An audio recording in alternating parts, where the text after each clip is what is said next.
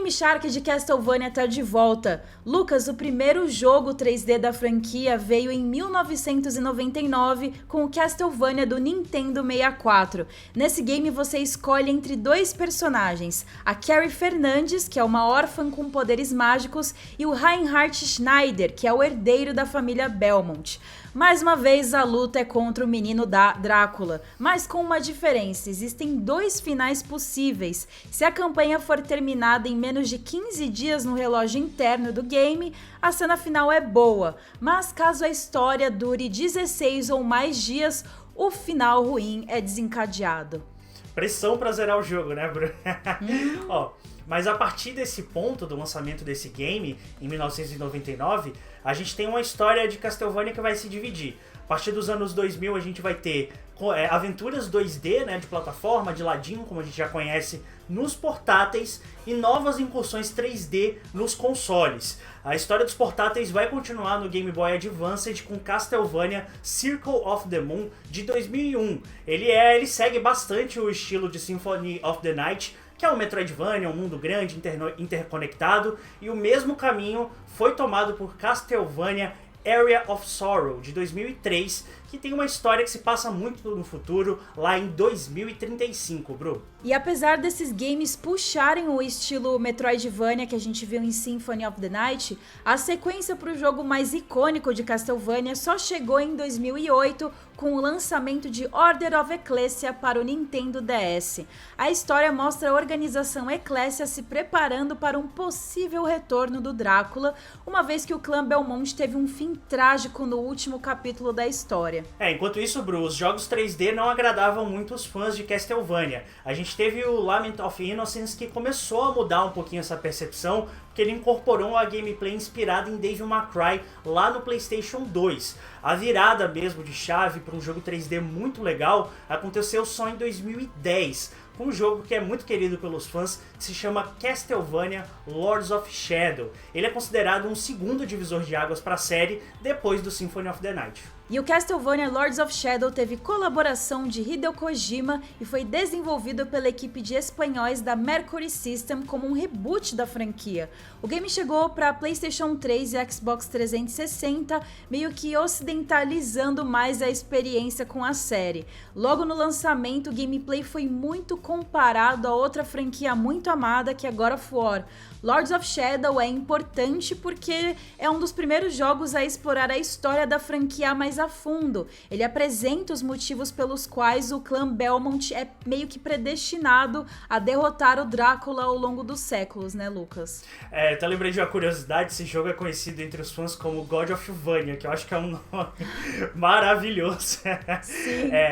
E o enredo realmente é um dos pontos chave, porque ele mostra um passado muito distante em relação aos jogos anteriores e também introduz um backstory pro Drácula, né? O vilão que é histórico, que é brasileiro e sempre reaparece nos jogos. Aqui a gente tem uma decisão ousada de roteiro em que eles fazem a origem do Drácula nascer nos seios da família Belmont. A origem dele tá ali dentro da família Belmont, o que tem uma conspiração imensa e realmente é uma história que marcou toda a franquia. Mesmo com o sucesso entre os fãs, Lords of Shadow foi lançado em um momento em que Castlevania não estava indo tão bem assim, e isso levantou algumas dúvidas dentro da Konami. O reboot só foi lançado com a ajuda do Hideo Kojima, que se responsabilizou para acompanhar a equipe ocidental da Mercury System que estava trabalhando no jogo. Com a chegada de Lords of Shadow 2, que não agradou a base de fãs lá em 2014, a desenvolvedora japonesa decidiu dar uma pausa em Castlevania e desde então a gente não viu nenhum outro game inédito da franquia. É difícil falar disso agora, né, Bru? Mas realmente a situação para Castlevania mudou dentro da Konami. A gente, entre os anos 90 e 2000, era comum ter um título ou até 2 títulos por ano, né? E era uma situação em que o Koji Igarashi ele se focava completamente em construir essa linha do tempo. Ele sempre incluiu e retirou jogos de Castlevania da linha do tempo. Ele chegou até a tirar os Lords of Shadow, disse que era só um reboot e tal. Ele foi uma pessoa que se dedicou muito a essa franquia e ele ficou muito chateado com a Konami quando a Konami coloca Castlevania na geladeira e dá uma pausa na franquia. por isso que lá em 2015 ele decide abandonar a Konami para trabalhar no seu próprio projeto. E aí, quando o Iga saiu da Konami, ele não demorou muito para anunciar um projeto novo, né? Ele logo lançou uma campanha de financiamento coletivo que pedia ali uma modéstia parte de $500 mil para a produção de 10% de um novo jogo. Só que esse projeto arrecadou em 24 horas $1,5 milhão. Foi muito, muito, muito sucesso. E aí, esse foi o pontapé inicial para a criação do Bloodstained, que entre qualidades e defeitos é sim um sucessor espiritual do Castlevania, e deu certo, né, Lucas? Não, totalmente. Ele é um Symphony of the Night com gráficos renderizados em 3D. No lugar de vampiros, a gente tem os fragmentados, né? A personagem principal é a Miriam, que é uma cobaia de experimentos alquímicos que sobrevive e agora precisa lutar contra uma invasão de demônios no mundo. Uma coisa curiosa no desenvolvimento desse jogo é que a campanha de financiamento coletivo, que ia pedir só $500 mil, acabou arrecadando 5,5 milhões de dólares, bro. Isso fez o Igarashi se precipitar um pouco e prometer muitas coisas pro fã, expandiu muito o escopo do projeto com a carruagem já andando. O que não deu muito certo, né? Ele acabou não conseguindo cumprir todas essas promessas e acabou atrasando a entrega do jogo. Mas eventualmente o game chegou em 2019 para PC, PlayStation 4, Xbox One e Nintendo Switch. E aí depois, nesse período de pós-lançamento, o Iga e a equipe dele foram lançando atualizações que acrescentaram coisas no jogo. Enfim, foi um jogo razoavelmente bem recebido pela crítica e pelos fãs. Você chegou a jogar, Lucas? Joguei, Bru, e tudo nele que inspira Castlevania enche os olhos, é realmente o sucessor natural de Castlevania. Então se você gosta de qualquer um dos jogos que a gente falou aqui, vale a pena dar uma conferida em Bloodstained. Ele que inclusive tá no catálogo do Xbox Game Pass, então dá pra dar uma chance. Fica aí a dica. E antes de encerrar o bloco, vale a pena mencionar que o futuro de Castlevania deve chegar primeiro nos celulares. A Konami anunciou ano passado o título Castlevania Moonlight Rhapsody, que é um game mobile que promete adaptar o gênero aos dispositivos móveis, permitindo que o jogador escolha seu personagem e armas. O jogo está sendo desenvolvido para celulares, né, tanto Android como iOS, pela Shenmue Games. A gente não sabe quando o jogo vai ser lançado, o que a gente já tem ideia é que ele deve ser free to play, ou seja, grátis para baixar. Vamos esperar que seja o retorno que a franquia Castlevania merece. Pessoal, agora a gente vai conferir uma reportagem que o Lucas Arras preparou assim para aproveitar o clima do Game Shark de hoje, em que ele selecionou jogos de terror feitos no Brasil. Vamos conferir. Jogos de terror têm feito cada vez mais sucesso e no Brasil não é diferente. Já que a gente não tem um Castlevania novo para chamar de nosso, eu separei uma lista com alguns jogos brasileiros de terror pra gente conhecer junto. Vamos lá?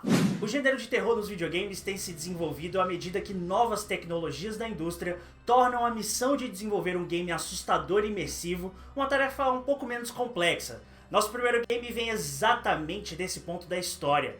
Do estúdio do Piauí Black Hole Games, Asleep é um projeto de jogo de terror que vai se passar em um mundo 2D, todo feito em pixel art com ambientes desenhados à mão. As inspirações não podiam ser melhores para esse jogo. Elas são Silent Hill e outros grandes títulos do gênero dos anos 90. Na história vamos acompanhar a protagonista Ana Lúcia, uma mulher misteriosa que está lutando para não perder a própria sanidade. Além da atmosfera de terror, o game promete uma ambientação nostálgica e muito especial para quem é brasileiro, pois o jogo vai sim também se passar no Nordeste. Se você ficou curioso para jogar Asleep, você pode ajudar esse jogo a sair do papel. O estúdio responsável pelo título lançou uma campanha de financiamento coletivo, que pode ser acessada através do www.catarse.me/Asleep o jogo. Atenção que a campanha vai até junho, hein? Então vamos ajudar e fazer esse jogo sair. Se Asleep pegou algumas ideias de Silent Hill, nosso próximo game também tem ótimas fontes de inspiração. Da franquia Resident Evil ao filme O Bebê de Rosemary, o pessoal do estúdio Pulsatrix se inspirou em experiências horripilantes para criar Phobia, The Sandinfa Hotel. O jogo te convida para a cidade fictícia de 13 trilhas. Você controla Roberto, que é um jornalista que decide investigar um hotel abandonado, que guarda diversos segredos e até uma presença macabra. Agora, olha a ideia do maluco. Pra que você vai nesse lugar, meu filho? O jogo é todo fotorrealista e tem uma visão em primeira pessoa, o que deixa a experiência muito mais imersiva e horripilante. Assim como Outlast, em que você também é um jornalista investigando um lugar mal assombrado, Roberto não tem muito como se defender dos ataques do outro mundo, deixando o jogador morrendo de medo com o que pode acontecer com o protagonista. Se você ficou curioso, Fobia ainda não foi lançado oficialmente, mas tem uma demo lá disponível no Steam que pode ser baixada gratuitamente, e esse é um dos títulos que concorrem ao título de melhor jogo brasileiro no Big Festival de 2021. Só quero deixar um adendo aqui porque é sempre o jornalista que se ferra. Como é que pode um negócio desse? Só isso que eu não gostei. E se tem um jogo do gênero que chamou a atenção e foi desenvolvido aqui no Brasil, ele se chama Pesadelo. O título de terror psicológico se passa em uma estação de trem abandonada na cidade de São Paulo. O lugar tem uma atmosfera intensa e bizarra, cheia de sombras, esquisitices e manchas de sangue pelas paredes. Com o controle nas mãos, o jogador deve encontrar pistas e chaves de acesso que vão te revelar o que aconteceu nesse lugar horripilante. O jogo é tão legal que chamou a atenção do sueco PewDiePie, um dos maiores youtubers do mundo. Ele resolveu trazer a gameplay para um dos vídeos do seu canal, o que ajudou o estúdio brasileiro a divulgar ainda mais o seu título. Pesadelo estava disponível para PC e até ganharia uma sequência chamada Pesadelo: A Regressão. Infelizmente, o estúdio responsável pelo projeto, que era o Skyjazz Games, fechou as portas antes de completar o game e acabou retirando os dois títulos da Steam onde eles estavam disponíveis. Mas me diz você, qual é o seu jogo favorito do gênero de terror? E se você gostou e ficou interessado em conhecer algum dos nossos jogos na lista? Eu vou me indo porque esse quarto tá um pouco estranho, tá ficando frio, não tô gostando nada do clima aqui, mas ó, um beijo e até mais. Foi, Dave? Foi, né? Valeu.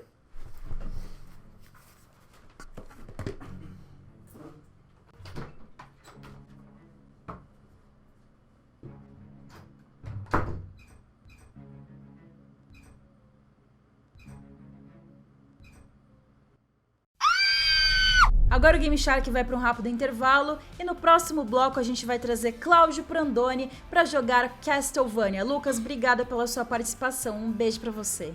Um beijo para você, Bruno. Um beijo pro pessoal de casa e até mais.